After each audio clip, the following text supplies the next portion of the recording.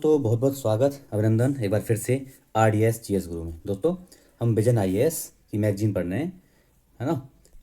ये तो याद रखना, आरडीएस जीएस गुरु के। तो विजन आईएएस की मंथली मैगजीन पढ़ रहे हैं, जिसमें सितंबर महीने का करंट अफेयर पढ़ रहे हैं। उसमें साथ में स्टैटिक पोर्शन को भी कवर करते हुए चल रहे हैं। उसी में 12 पार्ट हमने कंप्लीट कर लिए हैं। 13वां पार्ट ओके, आज पढ़ेंगे 13th पार्ट ओके। बिना समय गवाए शुरू करते हैं। हाँ, अगर चैनल पर नए हैं, पहली बार देख रहे हैं तो सब्सक्राइब कर लीजिए। और भैया पहले से देखते आ रहे हैं, अगर काम अच्छा लग रहा है तो इसको थोड़ा सा शेयर कर दीजिए और इसको थोड़ा बढ़ाइए ओके। चलो शुरू करते हैं। पहला टॉपिक है आज का, आत्मसम्मान आंदोलन के 100 वर्ष पूरे हो गए हैं। देखो, यह वर्ष आत्मसम्मान आंदोलन के 100 वर्ष पूरे होने का प्रतीक है। मतलब 100 वर्ष हो गए थे, यानी 1925 में हुआ होगा आत्मसम्मान आंदोलन, है ना, तभी तो हुए 25 में पूरे। यह एक ऐसा आंदोलन था जिसने दक्षिण भारत की राजनीतिक परिचर्चा को एक नई शिक्षा प्रदान की थी ओके। आत्मसम्मान आंदोलन के विषय में पढ़ लेते हैं, क्या था ये। आरंभ, आंदोलन की शुरुआत 1925 में ईवी रामास्वामी ने की। मोस्ट इंपोर्टेंट, प्री के लिए मोस्ट इंपोर्टेंट, ठीक है ओके। उन्हें आमतौर पर पेरियार के नाम से जाना जाता है, ठीक है। आत्मसम्मान की अवधारणा, यह एक औपचारिक एक वैचारिक अवधारणा है जिसका उद्देश्य एक ऐसे समतावादी समाज की स्थापना करना है जो जाति, धर्म और लिंग पर आधारित सभी प्रकार के विभेद और द्वेष से मुक्त हो, मतलब भेदभाव के अगेंस्ट था ये। विवरण, पेरियार द्वारा इसे अरेबु विदूत लाई का यक्कम, अरेबु विदूत लाई यक्कम अर्थात बौद्धिक मुक्ति का आंदोलन, बौद्धिक मुक्ति का आंदोलन, ठीक है, ये कहा गया ओके। अच्छा, इस आंदोलन के उद्देश्यों का विवरण दो पुस्तिकाओं में, मतलब कौन कौन सी, नमितु करिकोल और तिरावितक कालक लेयम, ये दो पुस्तकों में है ना। ज़्यादा इंपॉर्टेंट नहीं है, लेकिन इसको बौद्धिक मुक्ति का आंदोलन कहते हैं, ये इंपॉर्टेंट है। इस आंदोलन की कुछ विशेषताओं पर एक नज़र मार लेते हैं। सामाजिक उत्थान के लिए था ये, जो है देवदासी प्रथा, जातीय भेदभाव के विरोध था तथा समाज के उत्थान के लिए यह आंदोलन शुरू किया गया था। आत्मसम्मान विवाह, इसने बिना पुरोहितों के संपन्न हुए विवाहों को मान्यता दी, जिससे ब्राह्मण पुरोहितों के एकाधिकार को चुनौती मिली और अनुष्ठान संबंधी खर्चों में भी कमी आई ओके। अंतरजातीय विवाह, इसने बाल विवाह का विरोध किया, तब प्रेम विवाह और अंतरजातीय विवाह को बढ़ावा दिया ओके। आत्मसम्मान आंदोलन 1929 में पेरियार ने चेंगलपट्टू में पहला प्रांतीय सम्मेलन आयोजित किया। इस सम्मेलन की अध्यक्षता WPA सौंदर पांडियन ने की थी, ठीक है। चलो, ये अदर फैक्ट्स हैं। अब देख लेते हैं ईवी रामास्वामी पेरियार के बारे में। तो ये 1879 से लेके और भैया 1973 तक इनका जीवन है। देखो, तो ये है पेरियार साहब ओके। ये समाज सुधारक, मौलिक चिंतक, दार्शनिक थे। इन्होंने इस बात पर जोर दिया कि तर्कपूर्ण वैज्ञानिक ज्ञान से युक्त सामाजिक समानता ही समतावादी समाज की अवसंरचना या संरचना एकमात्र साधन है। वे महात्मा गांधी के रचनात्मक राजनीतिक कार्यक्रमों जैसे खादी कार्यक्रम, निम्न जातियों के लिए मंदिर में प्रवेश संबंधी कार्यक्रमों में प्रभावित थे। ये महात्मा गांधी के इनसे सबसे प्रभावित थे। उन्होंने वायकोम सत्याग्रह, असहयोग आंदोलन में अपनी सक्रिय वायकोम और असहयोग आंदोलन में सक्रिय भूमिका निभाई। साथ ही उन्होंने कुड़ी अरासू नामक एक तमिल साप्ताहिक पत्र, भाई कौन सा, कुड़ी अरासू, इंपोर्टेंट है या प्री करी, कुड़ी अरासू नामक तमिल साप्ताहिक पत्र भी निकाला, कुड़ी अरासू ओके। उन्हें उनके अनुयायियों द्वारा वायकोम वीरन और पेरियार, जिनका अर्थ होता है महान व्यक्ति, वायकोम वीरन और पेरियार के नाम से पुकारा गया ओके। 1932 में पेरियार ने कम्युनिस्ट ट्रेड यूनियनिस्ट सिंगारावेलु चेट्टियार के सहयोग से आत्मसम्मान समाजवादी पार्टी के नाम से एक नई राजनीतिक दल, आत्मसम्मान समाजवादी पार्टी की स्थापना। अब दो चीज़ें, इसकी स्थापना समाजवादी पार्टी, आत्मसम्मान समाजवादी पार्टी की स्थापना 1932 में, और किसने, ये पेरियार साहब ने और सिंगारावेलु चेट्टियार के सहयोग से, इन दोनों ने की 1932 में, ठीक है। आत्मसम्मान आंदोलन का महत्व देख लेते हैं। ब्राह्मणवादी वर्चस्व को चुनौती, इस आंदोलन ने तमिलनाडु में उच्च जातियों के विशेष अधिकार देने वाली सामाजिक धार्मिक व्यवस्था को वैधता पर सवाल उठाया और जाति विरोधी राजनीति की नींव रखी ओके। महिला एकाधिकार, इसने विधवा पुनर्विवाह, संपत्ति के अधिकार में महिलाओं का अधिकार, विवाह विच्छेद के अधिकार, जनन संबंधी अधिकार जैसे अधिकारों के लिए महिलाओं के अधिकारों की बात की ओके। तर्कवाद को बढ़ावा दिया, इन्होंने जो है तार्किक चिंतन, बौद्धिक वैज्ञानिक दृष्टिकोण, अंधविश्वास को खंडन बढ़ाया, ये सब मतलब तर्कवाद को बढ़ाया, तार्किक चीज़ों को बढ़ावा दिया। भाषा और सांस्कृतिक पुनर्जागरण, इसने तमिल भाषा, द्रविड़ संस्कृति, स्थानीय पहचान को मजबूत किया। शिक्षा तक पहुंच, इसने वंचित समुदायों के लिए साक्षरता, हाँ, शिक्षा की वकालत की। इसने ब्राह्मणों को ज्ञान से दूर रखने की पारंपरिक प्रथा को चुनौती दी ओके। आर्थिक न्याय, इसने जातीय समानता को आर्थिक शोषण के साथ जोड़ा तथा सरकारी नौकरियों एवं संसाधनों में आनुपातिक प्रतिनिधित्व की मांग की। राजनीतिक प्रभाव, इस इसने द्रविड़ पार्टियां जैसे डीएमके, एआईडीएमके, एआईएडीएमके है ना, जो जो तमिलनाडु में चलती हैं, इनके उत्थान हेतु वैचारिक पृष्ठभूमि तैयार की तथा तमिलनाडु की विशिष्ट कल्याणकारी राजनीति को दिशा दी। वैश्विक प्रभाव क्या हुआ, इसने मलेशिया, सिंगापुर जैसे देशों में तमिल प्रवासियों के आंदोलन की प्रेरणा दी। ठीक है, बहुत इंपॉर्टेंट है पेरियार वाला आंदोलन। अगला देखो, एक मिनट, हाँ, तो अन्य सामाजिक सुधार एवं, एक मिनट यार, ये थोड़ा देखना पड़ेगा, जस्ट ए मिनट रुक जाओ, हाँ थोड़ा मोटा, एक मिनट, चलो, तो क्या है जी, अन्य समाज सुधार एवं जाति विरोधी आंदोलन क्या है। सत्यशोधक समाज 1873 में, अभी ये देखो, ये प्री के लिए इंपॉर्टेंट है, पढ़ लेना थोड़ा। सत्यशोधक समाज की स्थापना 1873 में महाराष्ट्र में किसने, ज्योतिराव फुले ने की। ओके, ये याद रखना। श्री नारायण धर्म परिपालन आंदोलन 1930 में, इसे नारायण गुरु द्वारा शुरू किया गया और एक जाति एक धर्म एक ईश्वर, एक जाति एक धर्म एक ईश्वर के सिद्धांत पर विचार किया। ओके, बहिष्कृत हितकारिणी सभा 1924 में कितने, डॉक्टर अंबेडकर साहब ने, है ना। दलित समुदाय के शैक्षिक, सामाजिक और सांस्कृतिक उत्थान आदि के लिए। ओके, वायकोम सत्याग्रह 1924 से 25, वायकोम 1924-25 में त्रावणकोर केरल में शोषित जातियों के लिए मंदिरों के आसपास सड़कों का उपयोग करने के अधिकार को मांग हेतु किया गया था। ठीक है, ओके, वायकोम 1924-25 याद रखना, प्री के लिए सब इंपॉर्टेंट है।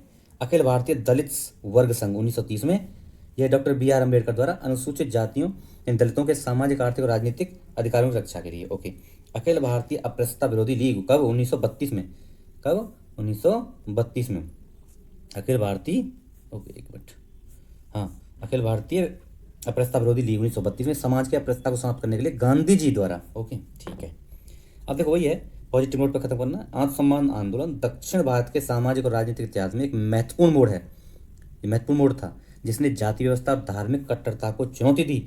इस आंदोलन ने तर्कवाद, लैंगिक न्याय और सामाजिक समानता की नींव रखी, जिसने तमिल समाज और राजनीति में बड़ा परिवर्तन आया। आज भी इसका प्रभाव सामाजिक सुधार, समावेशन, सशक्तिकरण संबंधी आंदोलन से प्रेरित है। इंपॉर्टेंट है। अगला देखो, संक्षिप्त सुर्खियां पर शुरू कर देते हैं। पहला है फिडे वर्ल्ड कप। अंतर्राष्ट्रीय शतरंज महासंघ ने घोषणा की है कि फिडे विश्व कप 2025 का आयोजन कहाँ होगा, भारत के गोवा में होगा। इंपॉर्टेंट है प्री के लिए, है ना, कहाँ होगा, अंतर्राष्ट्रीय फिडे विश्व कप 2025 का आयोजन गोवा में। ओके, अब देखो फिडे विश्व कप बारे में। फिडे द्वारा आयोजित एक प्रमुख शतरंज प्रतियोगिता है। फिडे शतरंज के लिए अंतर्राष्ट्रीय शासी निकाय। ओके, फिडे की स्थापना 1924 में पेरिस में एक गैर सरकारी संस्था के रूप में हुई। हालांकि अब इसका मुख्यालय कहाँ है, स्विट्जरलैंड के लॉजेन में। ठीक है, कहाँ है, लॉजेन में। प्रतियोगिता में शीर्ष 3 स्थान पर रहने वाले खिलाड़ियों को 2026 के कैंडिडेट्स टूर्नामेंट के लिए क्वालिफाई करेंगे। जो टॉप 3 रहेंगे ना, वो कैंडिडेट टूर्नामेंट के लिए जो 2026 में होगा उसके क्वालिफाई कर जाएंगे। अगला टॉपिक है world boxing championship 2025। Jaismine Lamboria और मीनाक्षी हुड्डा ने हाल ही में आयोजित वर्ल्ड बॉक्सिंग चैंपियनशिप 2025 में स्वर्ण पदक जीता, इसलिए चर्चा में आ गए। किसने जीता है, ये जैस्मिन लंबोरिया और मीनाक्षी हुड्डा। इंपॉर्टेंट है। अच्छा, वर्ल्ड बॉक्सिंग चैंपियनशिप 2025 के बारे में देख लो। यूनाइटेड किंगडम के लिवरपूल में, कहाँ हुआ, यूके में ये आयोजित हुआ। ओके, पहली बार पुरुष और महिला दोनों वर्गों की प्रतिस्पर्धाएं एक साथ आयोजित की गई, है ना, महिला और पुरुषों की एक साथ आयोजित हुई पहली बार, ये भी इंपॉर्टेंट फैक्ट है। भारत ने कुल 4 पदक जीते, जिसमें जैस्मिन लंबोरिया ने 57 किलो वर्ग में और मीनाक्षी हुड्डा ने 48 किलो वर्ग में स्वर्ण पदक जीते। साथ ही नुपुर श्योरान ने रजत पदक जीता, कौन सा, रजत, नुपुर ने, और पूजा रानी ने कांस्य पदक जीता। ये 4 पदक टोटल इसने जीते। कजाकिस्तान पदक तालिका में टॉप पे रहा, कौन रहा, कजाकिस्तान रहा। अब देखो राजा पृथ्वी राय क्या थे, राजा पृथ्वी राय, उन्होंने 13वीं शताब्दी के आरंभ में कामरूप यानी असम पर शासन किया था। इसने, ये राजा पृथ्वी राय ने, कब, 13वीं शताब्दी के आरंभ में। ओके, वह खेन वंश, याद रखना, सेन नहीं, खेन वंश से संबंधित थे। यह राजवंश खुद को नरकासुर का वंशज मानता था। किसको, नरकासुर को वंश मानता था, खेन वंश। ओके, खेन वंश। चलो, वह देवी कामतेश्वरी यानी देवी दुर्गा का एक अवतार है, कामतेश्वरी, उसकी उपासना करते थे। तो किसकी उपासना करते थे, कामतेश्वरी की, देवी कामतेश्वरी कौन है, दुर्गा का अवतार है। पाल वंश के पतन के बाद खेन शासक स्थानीय सरदार के रूप में आए थे। पाल वंश जब खत्म हुआ तो खेन शासक उभरे और खेन राजवंश से कामता साम्राज्य की शुरुआत की। कौन सा, कामता, क्योंकि कामतेश्वरी देवी की पूजा करते थे, इसलिए इसने कामता साम्राज्य की शुरुआत की। इस साम्राज्य को कामरूप, कामरूप, कामता, कोच हाजो के नाम से भी, इन नामों से भी जाना जाता है। ठीक है, ये देख लेना, इंपॉर्टेंट। योगदान देख लेते हैं। उन्होंने कामरूप पर आक्रमण करने वाले बख्तियार खिलजी को पराजित किया, मोस्ट इंपॉर्टेंट। बख्तियार खिलजी कौन था, बताओ कमेंट बॉक्स में। कनाई वर्सी शिलालेख में तुर्कों को हुए नुकसान का प्रमाण प्राप्त होता है। कनाई वर्सी शिलालेख, तुर्कों को इन्होंने नुकसान किया, ये भी पता चलता है। उन्होंने युद्ध बंदियों को क्षमादान दिया और धर्म युद्ध के सिद्धांत का पालन किया। क्या, धर्म युद्ध का पालन किया। ओके, चलो अगला देख लो। रमन मैग्सेसे, नहीं ओनली मैग्सेसे, मैग्सेसे पुरस्कार, मैग्सेसे अवार्ड। हाल ही में एक गैर सरकारी संगठन एनजीओ एजुकेट गर्ल्स ने 2025 का रमन मैग्सेसे पुरस्कार जीता है। रमन मैग्सेसे पुरस्कार जीता है एजुकेट गर्ल्स। यह पुरस्कार जीतने वाला भारत का पहला संगठन है, इसलिए मोस्ट इंपोर्टेंट हो जाता है। किसने जीता है, एजुकेट गर्ल्स, भारत का है। रमन मैग्सेसे पुरस्कार की स्थापना 1957 में हुई थी। इसके बारे में और फैक्ट देख लेते हैं। पहला पुरस्कार 57 में स्थापना, पहला पुरस्कार 1958 में। इसे एशिया का सर्वोच्च सम्मान और एशिया का नोबेल पुरस्कार भी कहते हैं रमन मैग्सेसे को। ओके, यह फिलीपींस के पूर्व राष्ट्रपति रमन मैग्सेसे की स्मृति में और इसके नेतृत्व कौशल के और उनके नेतृत्व और कौशल के सम्मान में दिया जाता है ना। किसके, फिलीपींस के राष्ट्रपति जो थे उनके सम्मान में। मान्यता और सम्मान, यह पुरस्कार एशिया के उन व्यक्तियों और संगठनों को दिया जाता है। किनको, उन व्यक्तियों और संगठनों को दिया जाता है जिन्होंने नजातीय, पंथ, जेंडर या राष्ट्रीयता की सीमा से परे जाकर किसी सार्वजनिक मान्यता की उपेक्षा रखे बिना उदारतापूर्ण दूसरों की मदद की हो, उनको ये दिया जाता है। तो एजुकेट गर्ल्स चाइल्ड, इनको दिया गया है। इस बार भारत का है। अगला देखो, ज्ञान भारतम पोर्टल, इसके बारे में देख लेते हैं। प्रधानमंत्री ने पांडुलिपियों के लिए, पांडुलिपि के संरक्षण के लिए ज्ञान भारतम पोर्टल, ये पूछ लेगा प्री में, ज्ञान भारतम पोर्टल हाल ही में चर्चा रहा, किससे संबंधित है, तो पांडुलिपियों के डिजिटलीकरण और संरक्षण से। यह पोर्टल भारत की पांडुलिपि यानी मैन्युस्क्रिप्ट जो होती हैं उस विरासत को डिजिटल बनाने में मदद करता है। उसके लिए इसको अभी जारी किया गया है। अच्छा जी, केंद्रीय बजट 25-26 में ज्ञान भारत मिशन की घोषणा की गई थी। कब, केंद्रीय बजट 25-26 में। उद्देश्य क्या है, भारत की पांडुलिपि विरासत का सर्वेक्षण, दस्तावेजीकरण और संरक्षण करना। ओके, अब पांडुलिपियों के बारे में, मैन्युस्क्रिप्ट के बारे में पढ़ लेते हैं। ये कम से कम, अब देखो किसे बोलेंगे मैन्युस्क्रिप्ट, पांडुलिपि किसे बोलेंगे, कम से कम 75 साल पुरानी कागज, वृक्ष की छाल, कपड़ा, धातु या ताड़पत्र या किसी अन्य सामग्री पर हस्तलिखित हो भैया, हस्तलिखित। ठीक है, 75 साल पुरानी हो और इन सब पे लिखी हुई हस्तलिखित हो। अच्छा, इनका वैज्ञानिक, ऐतिहासिक या कलात्मक महत्व भी हो, ये होगी पांडुलिपि। लिथोग्राफ यानी पत्थर पर लिखी और तथा मुद्रित ग्रंथ पांडुलिपियां नहीं माने जाएंगे। लिथोग्राफ वाला और मुद्रित जो प्रिंटेड है वो नहीं माने जाएंगे। लिथोग्राफ एक तकनीक है जिसमें पत्थर पर एक चित्र, अक्षर या उकेर कर कागज पर छाया बनाया जाता है, मतलब इस पत्थर बनाए जाते हैं, तो वो पांडुलिपि नहीं मानी जाएगी। भारत के पास मेमोरी ऑफ द वर्ल्ड जैसी धरोहर है। अभी मेमोरी ऑफ द वर्ल्ड हमारे पास है, जिसमें लगभग 1 करोड़ पांडुलिपियां सुरक्षित हैं और ये 80 प्राचीन लिपियों में लिखी गई हैं। जैसे ब्राह्मी, कुषाण, गौड़ी, लेप्चा, मैथिली, इन तरह की 80 लिपियों में लिखी गई हैं और 1 करोड़ हमारे पास ये डेटा है। पीढ़ी के लिए डेटा है, ये सब चीज़ इंपॉर्टेंट है। अच्छा, इसमें लगभग 75% संस्कृत में और 25% क्या है, क्षेत्रीय भाषा में, ये भी इंपॉर्टेंट है। एनजीओ के बारे में पढ़ लेते हैं ना, नॉन गवर्नमेंट ऑर्गेनाइजेशन। ओके, इनका महत्व क्या है भैया, ये मानव गतिविधियों के साक्ष्य प्रदान करती है, मानव गतिविधियों के साक्ष्य। ओके, सदियों तक इनके विनाश के बावजूद ये ज्ञान, विज्ञान, शिक्षा के प्रति पूर्वजों के समर्पण को दर्शाती हैं। विनाश हुआ है लेकिन फिर भी हमारे जो पूर्वजों ने ज्ञान, विज्ञान और शिक्षा के प्रति जो समर्पण किया उसको दिखाती हैं। ये समाज के विभिन्न पहलुओं जैसे सांस्कृतिक, राजनीतिक, आर्थिक आदि पर ज्ञान प्रदान करती हैं। उदाहरण के लिए कौटिल्य का अर्थशास्त्र, जैसे उस समय पे कैसा ज्ञान था, आर्थिक की स्थिति क्या थी, सांस्कृतिक स्थिति क्या थी, राजनीतिक स्थिति क्या थी, ये सब पांडुलिपियां हमें ये ज्ञान प्रदान करती हैं। अब देखो, इसी में देखते हैं पांडुलिपियों के संरक्षण के लिए शुरू की गई अन्य पहलें भारत सरकार ने क्या क्या शुरू की। अन्य पहले भी हैं कुछ, क्या कहें, जैसे राष्ट्रीय पांडुलिपि मिशन NMM। इसे पर्यटन और संस्कृति मंत्रालय द्वारा पांडुलिपियों का पता लगाने तथा उन्हें संरक्षित करने के लिए 2003 में शुरू किया गया है, 2003 में। ओके, भारतीय राष्ट्रीय पुस्तकालय कोलकाता, यहाँ लगभग 3600 दुर्लभ और ऐतिहासिक दृष्टि से महत्वपूर्ण पांडुलिपियां, कितनी, 3600, ओके, कोलकाता में। भारतीय राष्ट्रीय पुस्तकालय कहाँ है, कोलकाता में। ये पूछ लेगा प्री में। एशियाटिक सोसाइटी ऑफ बंगाल, इसे 1784 में सर विलियम जोन्स, ये पूछा गया कई बार पूछा गया है इसमें, यूपीएससी और पीसीएस वगैरह में बहुत बार। 1784 में सर विलियम जोन्स द्वारा स्थापित किया गया था, किसको, एशियाटिक सोसाइटी ऑफ बंगाल। अब यह प्राचीन पांडुलिपियों के डिजिटलीकरण के लिए कार्य करती है। ठीक है, ये अब इस पर आप कुछ लगा सकते हैं, कुछ जरूर लगाया करो, कुछ लगाना है, इससे क्या है आपकी नॉलेज और शार्प होती है ना। अगला देखो, अब पढ़ेंगे हम नीति शास्त्र यानी नैतिकता के बारे में। तो नैतिक सत्यनिष्ठा पहला टॉपिक है नीति शास्त्र में, कौन है, नैतिक सत्यनिष्ठा, मोरल इंटेग्रिटी। चलो जी पढ़ते हैं, परिचय समझ लेते हैं क्या है इंटीग्रिटी भाई। हाल ही में सुप्रीम कोर्ट के न्यायाधीश न्यायमूर्ति सूर्यकांत ने टिप्पणी की है कि नैतिक सत्यनिष्ठा एक मार्गदर्शक शक्ति है जो रास्तों को समाप्त नहीं करती बल्कि उन्हें परिभाषित करती है। यह कथन उन्हें परिभाषित करती है। अच्छा, यह कथन इस बात पर बल देता है कि सत्यनिष्ठा कोई सीमित करने वाला कारक नहीं है, बल्कि सत्यनिष्ठा कोई सीमित करने वाला कारक नहीं है, बल्कि यह नैतिक दिशा को निर्धारित करती है जिससे न्याय, निष्पक्षता और जवाबदेही पर आधारित निर्णय संभव होते हैं। ये हो गया अभी करंट में इशू होने का कारण। अब देखो, C.S. लुइस ने कुछ बोला है इसके बारे में। क्या बोला है? सत्यनिष्ठा सही कार्य करना है। सत्यनिष्ठा क्या है? सत्यनिष्ठा सही कार्य करना है तब भी जब कोई देख ना रहा हो। इंपॉर्टेंट है, मेंस में इसको डाल सकते हैं सत्यनिष्ठा जहाँ पूछा है। ठीक है, सत्यनिष्ठा सही कार्य करना है तब भी जब कोई देख नहीं रहा हो। अच्छा, सत्यनिष्ठा क्या है? परिभाषा देख लेते हैं। नैतिक सत्यनिष्ठा का अर्थ कठिन परिस्थितियों, देखो यहाँ से, कठिन परिस्थितियों में भी नैतिक सिद्धांतों और मूल्यों का दृढ़तापूर्वक पालन करना, यही है नैतिक सत्यनिष्ठा। कठिन परिस्थितियां तब भी नैतिक सिद्धांतों और मूल्यों का दृढ़ता से पालन करना, यही है नैतिक सत्यनिष्ठा। यह व्यक्ति के विश्वास, अभिव्यक्ति और कर्म के बीच आंतरिक एकरूपता को दर्शाती है। यह सुनिश्चित करती है कि निर्णय और व्यवहार बाहरी दबावों या प्रलोभनों की परवाह किए बिना नैतिक मानकों के अनुरूप हैं। ठीक, ओके।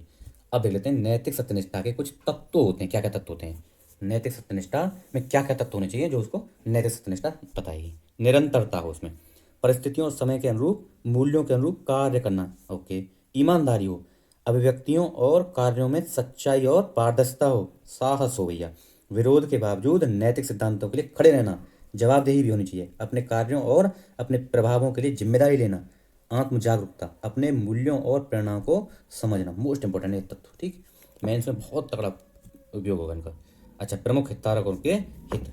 अब देखो, सामान्य व्यक्ति, ये हितधारक हो गया, ये हितधारक हो गया, और हित क्या क्या है, चिंताएं हैं। सामान्य व्यक्ति क्या होगा? व्यक्तिगत विश्वसनीयता और भरोसेमंद का निर्णय करना, दैनिक जीवन में भ्रष्टाचार विरोध के लिए नैतिक साहस विकसित करना। अब कोई लोक सेवा है तो उसका क्या हित होगा? शासन में ईमानदारी और निष्पक्षता को बनाए रखना, निजी लाभ के लिए पद के दुरुपयोग को रोकना, पारदर्शिता, जवाबदेही पर आधारित नागरिक केंद्रित शासन प्रदान करना, साथ ही राजनीतिक दबाव और संस्थागत भ्रष्टाचार से सुरक्षा करना। वहीं न्यायपालिका का क्या हित होगा? संवैधानिक नैतिकता और न्याय के संरक्षक के रूप में कार्य करना, राजनीतिक और सामाजिक प्रभाव से मुक्त होकर निष्पक्ष निर्णय सुनिश्चित करना। अच्छा, कॉरपोरेट लीडर है तो उसका क्या हित होगा? दीर्घकालिक स्थिरता सुनिश्चित करने वाली नैतिक व्यवस्था प्रथाओं को बनाए रखना, ईमानदारी आधारित नीतियों के माध्यम से निवेश और उपभोक्ताओं को विश्वास बनाए रखना, ये कॉरपोरेट लीडर का होगा। राजनीतिक नेतृत्व क्या हित होगा?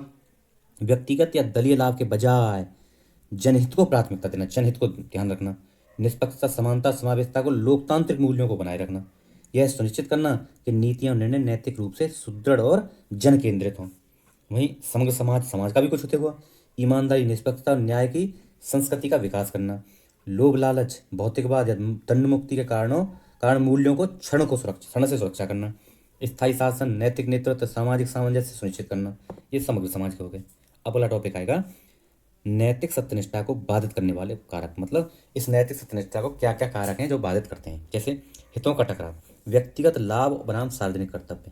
सार्वजनिक कर्तव्य होता है किसी का, और उसमें अगर व्यक्तिगत लाभ लेने लगेगा तो उसमें टकराव होगा। जैसे 2G स्पेक्ट्रम के मामले में लाइसेंस आवंटन के लिए निजी हितों को प्राथमिकता दी गई, जिससे जनता का विश्वास कमजोर हुआ। दूसरा है संस्थागत और प्रणालीगत दबाव। अब इस अवास्तविक लक्ष्य, नौकरशाही की लाल फीताशाही और राजनीतिक हस्तक्षेप। उदाहरण देख लो, मध्य प्रदेश के व्यापक घोटाले जैसे मामले में ये दिखाते हैं कि जैसे संस्थागत कमजोरी ईमानदारी को कमजोर करती है। लोभ लालच और भौतिकवाद, बढ़ता हुआ उपभोक्तावाद और धन एवं शक्ति की लालसा। उदाहरण देखो, सत्यम घोटाले जैसे कॉरपोरेट घोटाले लोभ पर आधारित थे, जिसके परिणाम स्वरूप बड़े पैमाने पर धोखाधड़ी हुई।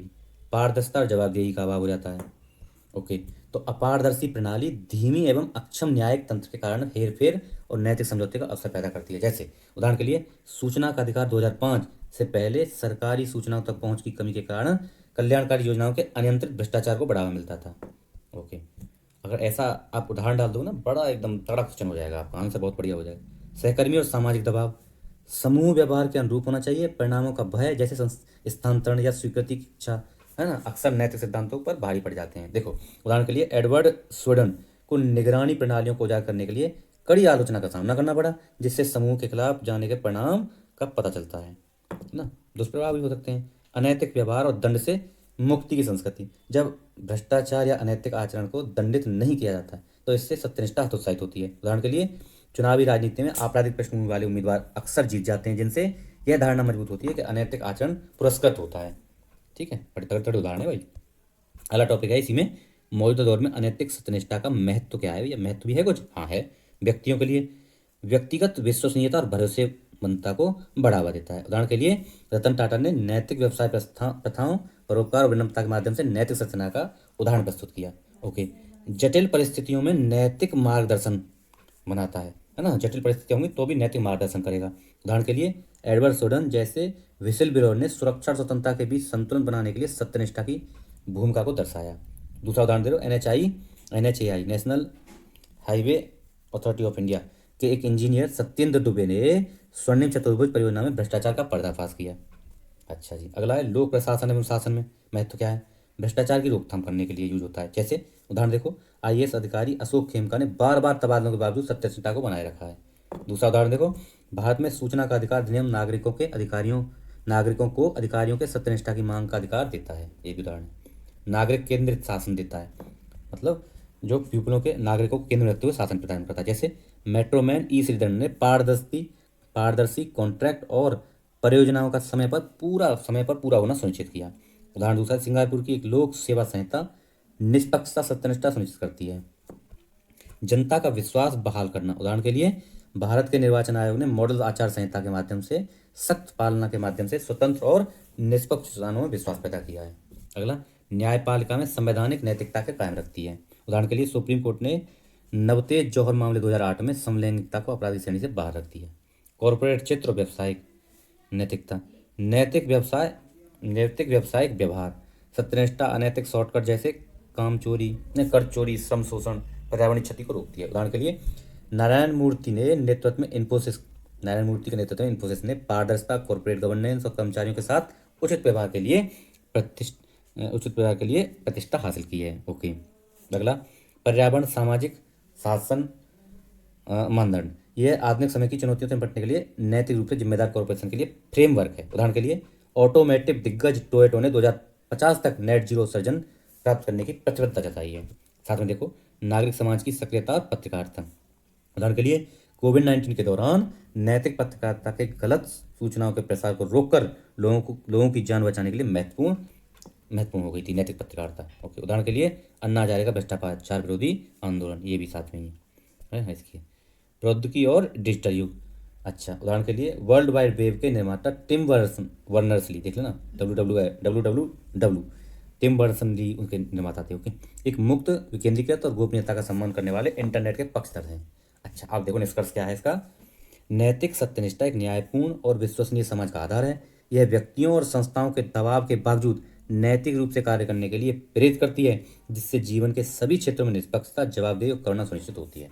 अच्छा, महात्मा गांधी ने कहा था, नैतिकता ही सभी चीज़ों का आधार है और सत्य ही सभी नैतिकताओं का सार है। ये इंपॉर्टेंट है, ऐसे ऐसे कोड डाल देना है।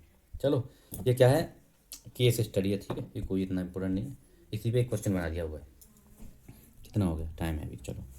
अगला है बिग टेक कंपनियां और AI की नैतिकता। चलो, एक बढ़ती नियामक चुनौती कैसे है? हाल ही में आर्टिफिशियल इंटेलिजेंस के बिग टेक के प्रभुत्व को लेकर चिंताएं बढ़ गई हैं, क्योंकि अमेरिकी अदालतें AI के उपयोग सहित गूगल के सर्च में एकाधिकार की जांच कर रही हैं। ठीक इसी दौरान 2 लेखकों ने एप्पल के खिलाफ संघीय अदालत में मुकदमा दायर किया है, जिसमें एप्पल पर आरोप लगाया गया है कि इसने बिना सहमति क्रेडिट और भुगतान के पायरेटेड डेटा सेट में शामिल करके OpenELM आर्टिफिशियल इंटेलिजेंस मॉडल को प्रशिक्षित करने के लिए उनकी पुस्तकों का उपयोग किया। तो ये बड़ी चिंता की बात है। अब देखो, इसमें प्रमुख हितधारक और उनके हित।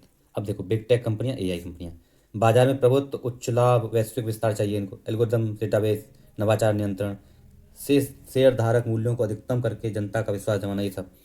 कंटेंट क्रिएटर का क्या हित है इसमें? कंटेंट क्रिएटर हितधारक है, हित की चिंताएं क्या हैं? कॉपीराइट और बौद्धिक संपदा अधिकारों की सुरक्षा करना, उनके कार्यों के उपयोग के लिए उचित मुआवजा स्वीकृत करना। उपभोक्ताओं का क्या है? किफ़ायती, सुरक्षित और भरोसेमंद AI सेवाएं हों, उनकी हित और चिंताएं ये हैं। गोपनीयता और संवेदनशीलता की जानकारी सुरक्षा हो। सरकारों के क्या हित हैं? निष्पक्ष प्रतिस्पर्धा सुनिश्चित करना और डिजिटल एकाधिकार को रोकना। डिजिटल एकाधिकार नहीं होना चाहिए। राष्ट्रीय सुरक्षा और नागरिकों के अधिकारों की रक्षा करना।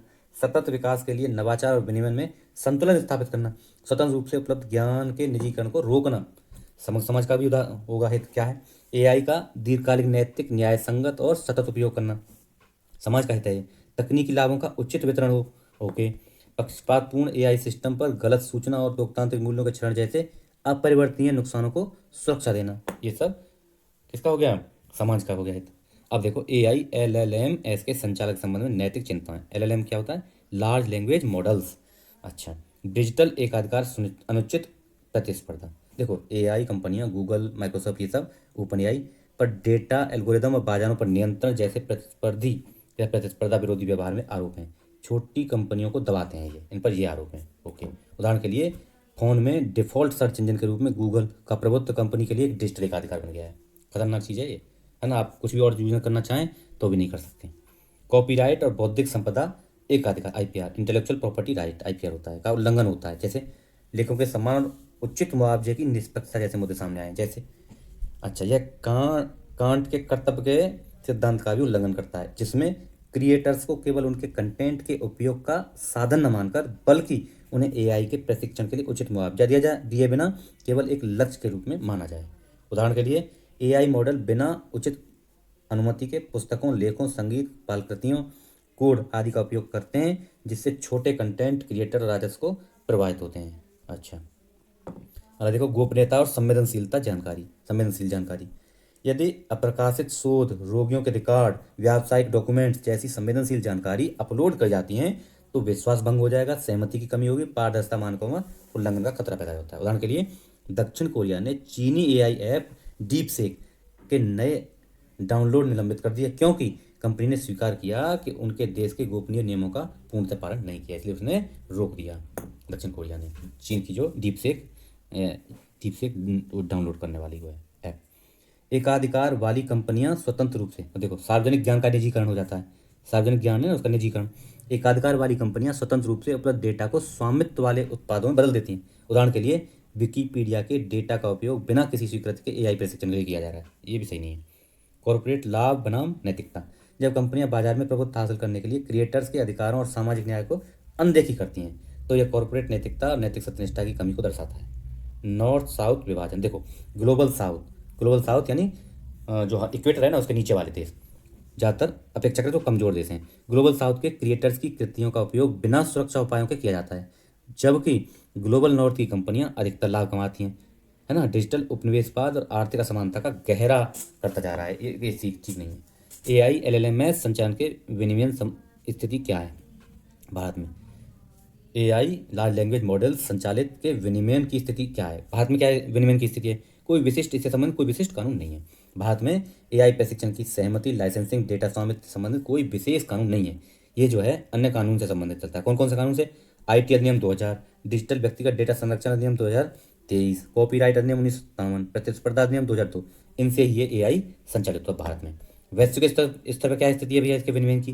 कानून यूरोपियन संघ द्वारा एआई अधिनियम दुनिया का पहला एआई कानून, इंपोर्टेंट। दुनिया का पहला एआई कानून कौन सा है? यूरोपीय संघ द्वारा एआई अधिनियम दुनिया का पहला व्यापक कानून। ओके। इसका उद्देश्य सुरक्षित, पारदर्शी और विश्वसनीयता प्रणाली को सुनिश्चित करना है। एआई की नैतिकता पर यूनेस्को की 2021 की सिफारिश आई।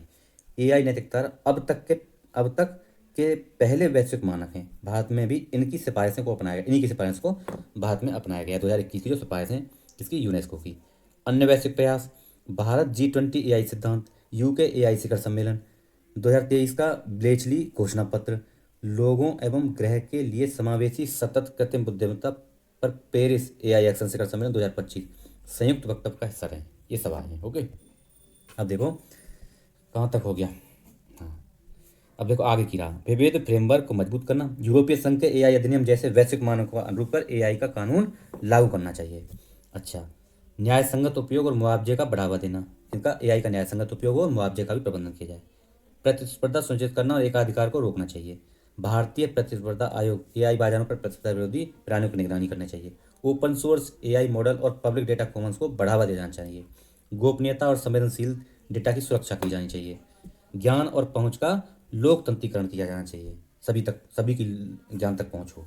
कॉपीराइट लाभ और नैतिक उत्तरदायित्व के बीच संतुलन स्थापित करना चाहिए। वैश्विक संधि, संयुक्त राष्ट्र के अंतर्गत एआई शासन पर वैश्विक संधि की सिफारिश की जानी चाहिए। ओपन डेटाबेस और डिजिटल संरचना पर दक्षिण सहयोग को बढ़ावा दिया जाना चाहिए। ठीक है। भारत में संस्थागत क्षमता का निर्माण किया जाना चाहिए। एक राष्ट्रीय कृत्रिम बुद्धिमत्ता नियामक प्राधिकरण की स्थापना की जानी चाहिए। नैतिक और स्वदेशी एआई विकास को बढ़ावा देना चाहिए, जिसके लिए सार्वजनिक निजी भागीदारी पीपीपी को बढ़ावा देना चाहिए। ओके। अब देखो निष्कर्ष, जनरेटिव एआई में परिवर्तन लाभकारी क्षमताएं, लेकिन अनियंत्रित एकाधिकार, बौद्धिक संपदा अधिकारों का उल्लंघन और गोपनीयता संबंधी जोखिम न्याय और समानता के लिए खतरा है। मजबूत विनियमन, नैतिक नवाचार और वैश्विक सहयोग के लिए संतुलन दृष्टिकोण होना आवश्यक है, ताकि एआई शोषण का नहीं बल्कि शक्तिकरण का साधन बने। ओके। चलो, तो आज यहीं रोकेंगे। आशा है आपको ये पसंद आया होगा। अगर पसंद आया है तो इसको लाइक शेयर करिए, और नहीं भी आए तो भी लाइक शेयर कर दिए, क्या है। और चैनल पर नए सब्सक्राइब कर लीजिए, थोड़ा शेयर करिए, बढ़वाइए चैनल को। Okay. Thank you so much. जय हिंद।